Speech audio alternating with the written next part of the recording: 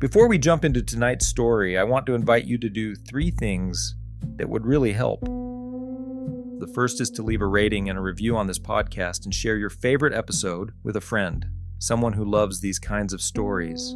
Tell them they are welcome here. The second thing is to join the newsletter at enterthedust.com. You'll get instant access to a secret story, and this week, I'm sending newsletter subscribers an additional bonus story. These bonus stories are only available to newsletter subscribers. Sign up now so you don't miss it in the next newsletter. Last, I'd love if you would consider buying one of my 2 new books, Stories from the Dying World and When the Horizon Lies. 2 collections of original stories that I know you will absolutely love. There is a link in the podcast description, and you can even get a signed and personalized copy over at enterthedust.com. I love making this podcast for you, and I hope you enjoy hearing my stories every week. Supporting the podcast by doing one or more of these 3 things would really mean a lot. Enough of that for now. Let's get on to tonight's story.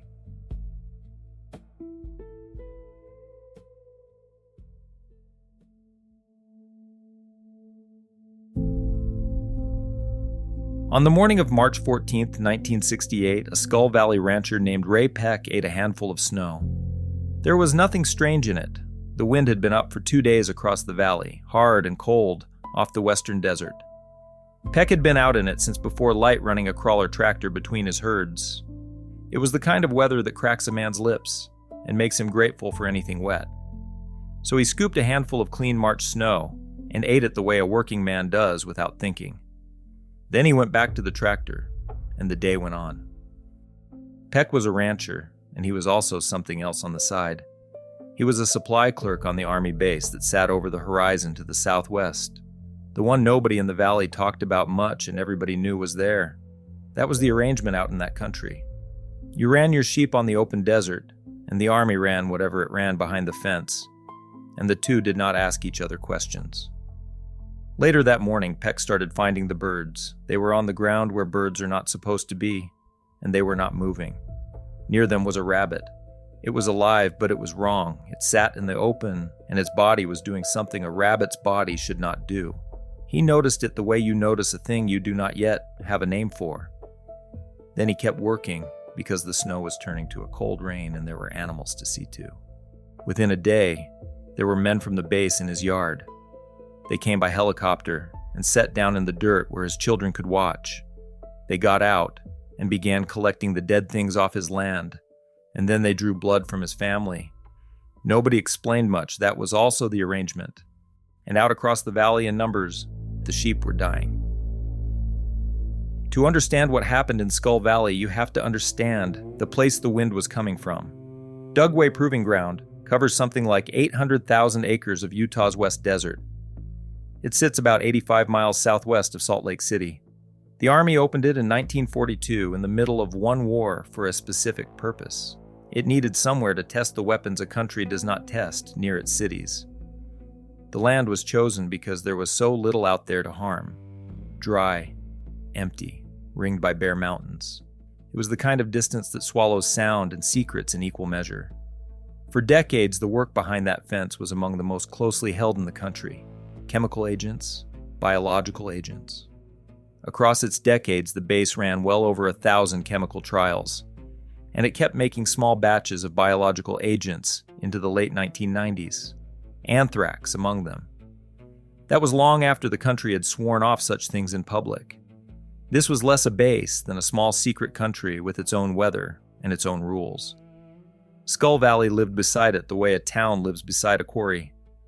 It felt the ground shift now and then, and it learned not to ask what for. Utah had learned what that meant the hard way, and it was still learning. The same desert had spent years living downwind of the atomic tests in Nevada. The fallout drifted east over small towns whose cancer rates would become a national reckoning decades later. The government had a habit of looking at the high desert and seeing emptiness, a blank place where dangerous work could be done at a safe distance from the people who counted. Skull Valley sat inside that arithmetic. So when something went wrong behind the fence, the valley was the first to know it, and the last to be told. In March of 1968, the agent under the microscope was VX. VX is not a gas, no matter how people talk about it. It is a liquid, oily, faintly amber, almost odorless. It evaporates about as eagerly as motor oil. It is also one of the most lethal substances human beings have ever made. A single drop can be enough to kill a grown man. The way it kills is intimate. Your nerves tell your muscles to fire, and your body uses an enzyme to switch that signal off when the work is done. VX jams the off switch. The signal never stops. Every muscle you have, including the ones that fill your lungs, is told to fire and fire and fire until you cannot breathe. A lethal dose of it is measured in milligrams. 10 of them is plenty. That is a quantity a man could lose in the crease of his palm and never feel. And for all its power, it had a weakness the army was counting on. It was supposed to fall where it was aimed and stay there. Heavy, obedient. A liquid that went down and did not wander. That assumption is the hinge the whole disaster turns on. One more thing about VX matters for what came next. As a liquid, it does not blow off like a vapor. It clings to soil and plant and snow, and it can stay lethal for days or longer, simply waiting. That is the quality that makes it a battlefield weapon, and it is the same quality that makes it a horror in a pasture. It does not have to find you in the air. It can settle onto the grass and the snow and wait for something to come. A flock of sheep with their heads down grazing across a white field at first light is precisely the thing it was waiting for. The question that day was a dull one. How accurately could a fast jet lay a line of nerve agent across a target? There were 3 open-air nerve agent events at Dugway on March 13th. One was the firing of a chemical artillery shell. One was the burning of 160 gallons of agent in an open pit. The third was the one the wind would carry into the rest of the century. A Phantom jet flew the third mission, an F-4, the workhorse fighter of the era. It carried 2 spray tanks slung beneath it, and each tank held 160 gallons of VX, 320 gallons of one of the deadliest liquids on Earth, to be laid down across a target range some 27 miles from where Rapex sheep were grazing. The jet made its pass. Then it climbed. Tests like it had run at Dugway for years, without anything reaching the news. That is exactly why the men running this one had little reason to expect the day to end any differently. That is the quiet danger of routine. It teaches you to stop seeing the danger. 320 gallons of nerve agent in the sky over an open range had become an ordinary morning's work to the people who did it for a living. The wind had cooperated 100 times before. As the Phantom rose out of the drop zone, the dispenser kept leaking. A thread of VX trailed out behind the aircraft and up into the moving air, not down low where it had been aimed and where it might have stayed. High, up into a column of wind that was already running in a long line from the proving ground towards Skull Valley. The wind that day was blowing 5 to 20 miles an hour, with gusts to 35. It blew in exactly the wrong direction. It carried whatever had come off that jet north and east, over the fence, over the open desert, down onto the snow and the grass where the flocks were feeding.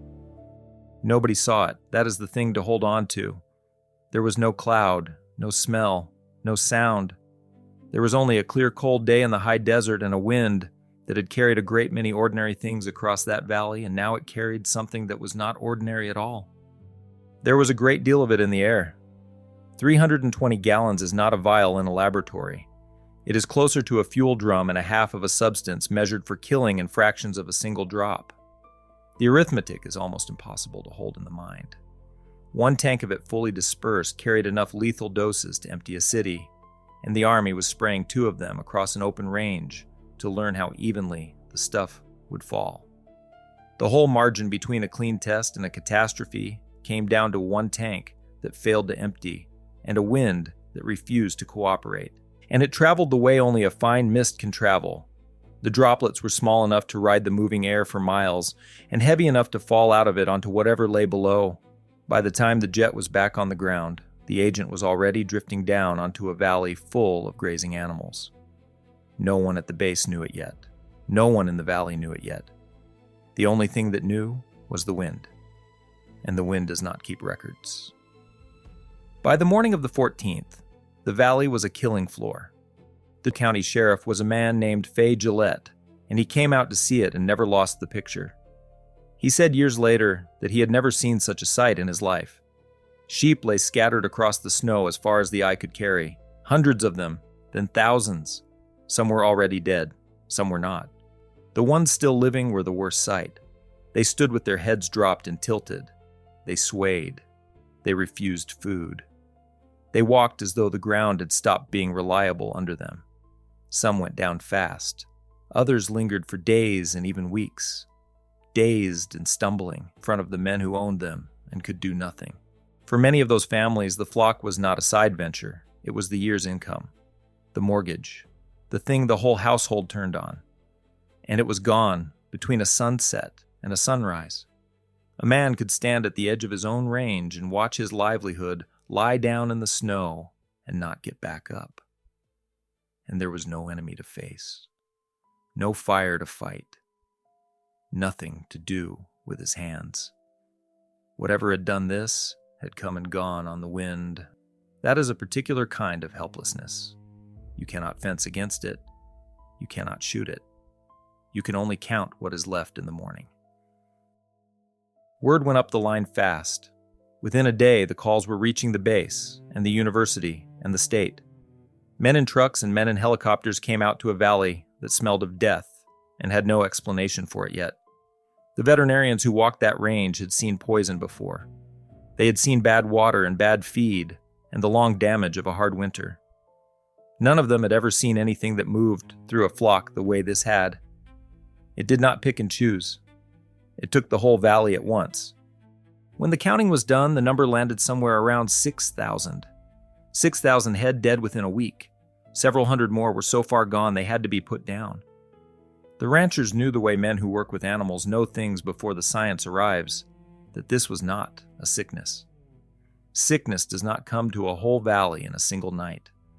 Something had come through. And every rancher in Skull Valley knew exactly what sat over the southwest horizon. The Army said no. In the first days, officials at Dugway told reporters there had been no hazardous testing in the relevant period. The denial did not survive contact with the calendar. Within a day, the Army was admitting there had been nerve agent operations on the 13th, 3 of them. But it insisted no one had proven the base to blame. A general offered the valley a piece of physics for comfort. The heavy liquid sprayed from that aircraft, he said, simply could not have been carried off the range by the wind. It was a reasonable-sounding argument, and it had one problem.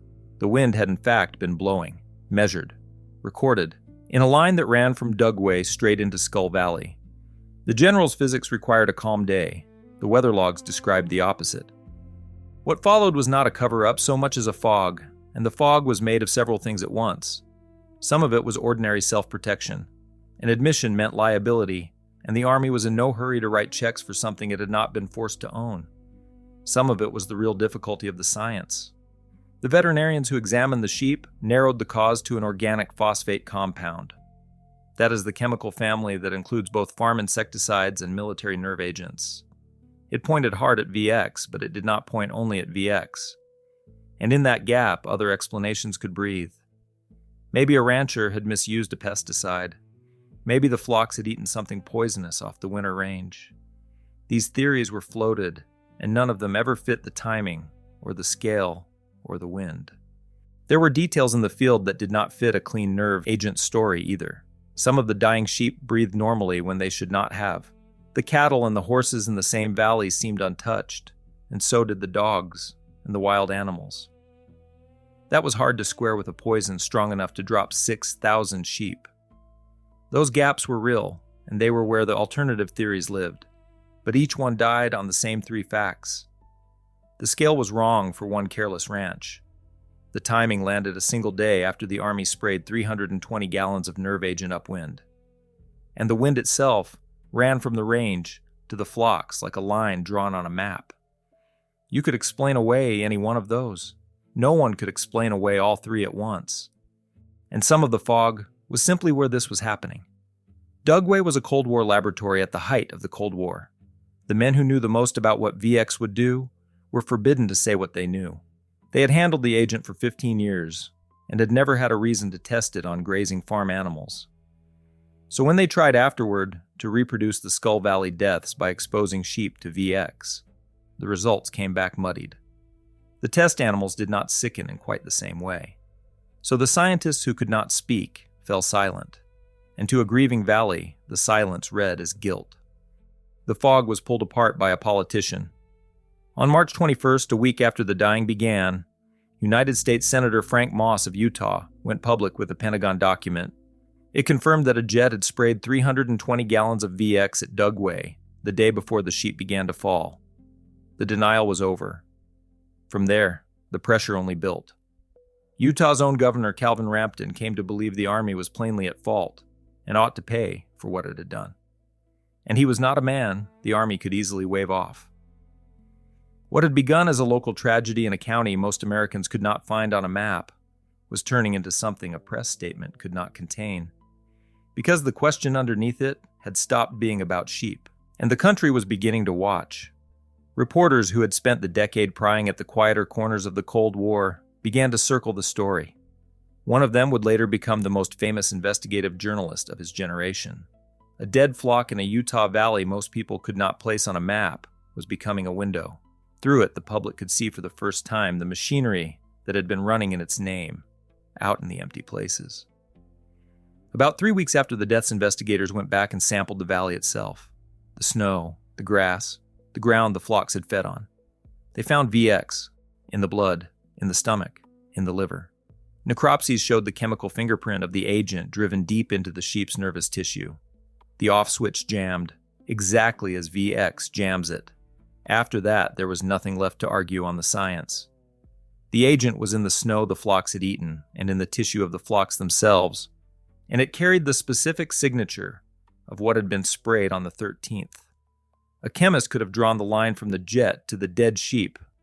The only thing still in question was whether anyone with the authority to say so would ever say it aloud. And for almost 30 years, the answer was no. The Army paid the ranchers a settlement reported at around $1 million for their flocks, and it did so without ever admitting that its nerve agent was to blame. The money went out one door. The acknowledgement stayed locked behind another. When the buried report finally surfaced in the late 1990s, it was described as the first real documented admission that the Army had killed those sheep. A defense official was asked why it had stayed hidden so long. The reason it was never published, he said, was that it was not particularly revealing. 6,000 dead animals. A poisoned valley. A senator forced to leak the proof. And the verdict from inside the building was that the truth had not been interesting enough to mention. The report did not come into the light on its own. It surfaced near the end of the 1990s because a former Air Force press officer pushed to have it found and read. 30 years is a long time to keep a thing like that in a drawer. And the answer that finally arrived was not an apology. It was a shrug. That is the part the documents can close. Here's the part they cannot. Physicians surveyed more than 100 valley residents and reported no unusual illness. The blood tests it took came back, it said, within normal ranges.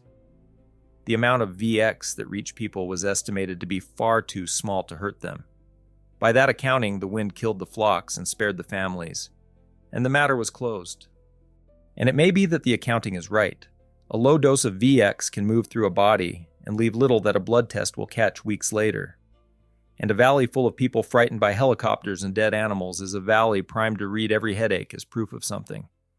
Honest skepticism belongs here, as much as honest suspicion. But the strength of the all clear rested on its numbers. No one in Skull Valley had a baseline.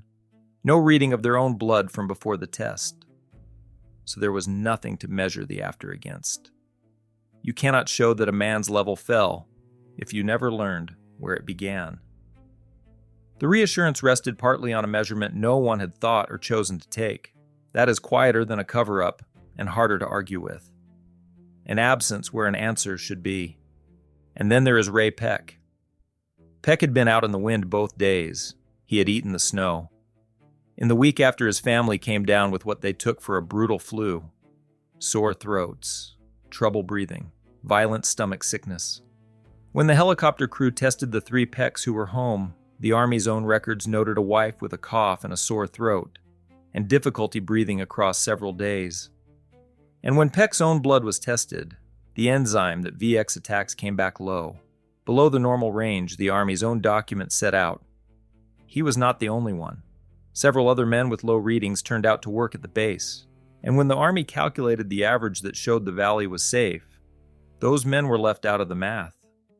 Peck spent the years after with violent headaches he had never had before, numbness, a burning in his legs, spells he described as a kind of paranoia that made it hard to work.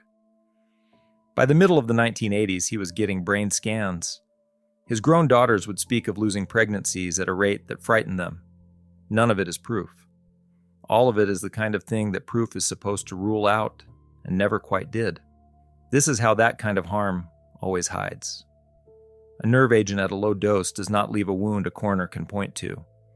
It leaves a man with headaches and a family with bad years and a stack of blood tests an institution can read whichever way it needs to. The burden of proof falls, as it usually does, on the people with the least power to carry it. A scientist who reviewed the work much later put it plainly. The testing may simply have been inconclusive. Without anyone's blood from before the exposure, there was no honest way to measure how far it had fallen. And think for a moment about that helicopter. Men from a base that would spend decades denying it had done anything came down out of the sky into a private yard and took blood from a frightened family. They did not come for nothing. They came because someone understood very early what had happened and wanted to know how far it had reached. Then for 30 years, the official answer was that it had reached no one. The sheep were buried in the end by machines. Bulldozers cut trenches and pushed the carcasses in, some on the base's own land and some out on the open desert. 6,000 animals that were no longer livestock, but contaminated waste, folded into the ground of a valley that had done nothing to earn them. Where exactly they were folded in is its own small mystery. The records point to more than one site. Trenches dug and filled and left to the years. 6,000 poisoned carcasses do not stop existing because a bulldozer covered them over. They become a question the ground keeps, waiting under the sage for someone to come back and ask where and how deep, and whether anything down there is still worth measuring. The story itself did not stay buried. A grieving valley is a quiet thing, but a field of 6,000 dead sheep is not, and the image traveled. The next winter, a national television program aired a segment on what had happened at Dugway, and a congressman from New York happened to be watching. His name was Richard McCarthy, and he could not let it go. He began asking questions, and the questions pried open a door the Army had kept shut for decades. Not just the sheep, but the whole hidden architecture behind them. The stockpiles, the open-air trials. The hearings that followed did not stay on the subject of sheep. They opened the whole apparatus to daylight. The size of the stockpiles, the reach of the open-air program. The years of testing the public had never been told about. A country already worn down by one war learned it had been quietly running another one in its own deserts and its own oceans. And the mood turned hard. What had protected this work for a generation was secrecy and the simple assumption that no one would ever see it. Skull Valley broke both of those at once. A field of 6,000 dead sheep was the one thing that could not be kept quiet. It is a strange thing for a flock of sheep to end a weapons program. But that is close to what happened. The animals could not testify. They did not need to. 6,000 of them lying in the snow said everything a hearing room needed to hear. Within about a year of a single ruined valley, a president stood and renounced biological weapons outright, and the open-air testing of lethal agents on American soil was brought to an end. The flock that died in the snow did more to disarm that program than any treaty had managed. The story found one more life the way the worst ones always do. It slipped into our fiction. Hollywood made a film of it in 1972, and a young novelist named Stephen King is often said to have taken the bones of it, a deadly thing loosed from a desert installation and carried off on the wind. He built from that the opening of The Stand. We tell it back to ourselves as a story because a story we can hold. The valley had to hold the real thing. Dugway is still out there. The fence still stands. The work behind it is still mostly secret. The desert around it is still vast and patient. It is worth sitting with the word the Army used for this land. Empty. The maps that called it empty were drawn by people who did not live on it. The Goshute had been reading this desert for generations. Its water and its game, in a place a newcomer sees as nothing but distance. When the army went looking for land remote enough that an accident there would not matter, it was describing a place that already mattered very much to the people standing on it. That is the older story underneath the new one, and it did not end in 1968. The fence is still there, so are they. What the wind carried off that jet was invisible. That is what made it terrible, and that is what let it be denied. You cannot photograph a wind. You cannot autopsy a denial. You can only count the sheep and read the buried report and stand in a field where a rancher once ate the snow, and understand that the desert keeps a faithful record of everything we decide not to look at. Ray Peck is gone now. So are his sheep and the men who flew the jet, and the general who explained that the wind could not have done what the wind did. That was 6,000 dead. The Wind from Dugway, written and performed by me, James Cawley. There are harms you can see coming, a fire on the ridge, a flood in the wash. And then there is the other kind. The kind that rides in on an ordinary wind on an ordinary morning, and is gone again before anyone thinks to be afraid. What stays with me is not the size of it. It is how easily a true thing can be made to vanish. Not by the wind. The wind hid nothing. It was buried by people who simply decided not to look. And under all of it, a man who ate a handful of snow and paid for the rest of his life for a morning he never chose. The powerful do the harm. The powerless carry the proof. That is the part the desert keeps long after the rest of us have agreed to forget. My name is James Cawley, and you're listening to Dust and Echoes. If you like stories like this, the slow ones and the haunted ones and the true ones, the kind that live out in the quiet places the maps call empty, and the people in charge would rather you never heard, then you are in the right place. And I'm glad we found you. Make sure you subscribe to the newsletter. A brand new bonus story goes out this week, and only to the people on the list. You can find a direct link on our website at enterthedust.com. I release a new story in cinematic audiobook format every single week, right here. And I think you're going to love the next one. Until then, remember this: snow hides nothing. It only keeps it until the thaw